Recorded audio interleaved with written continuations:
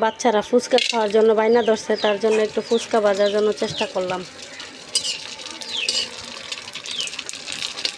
ফুচকা ভাজা, ফুচকা ভাজাটা অনেক ভালো লাগে।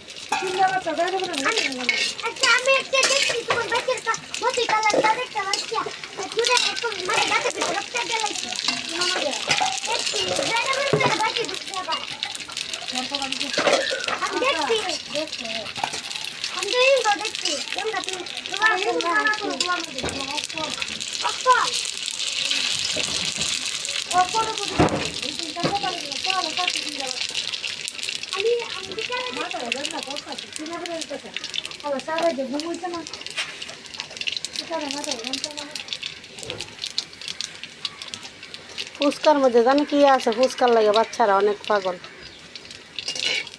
আল্লাহ জানে।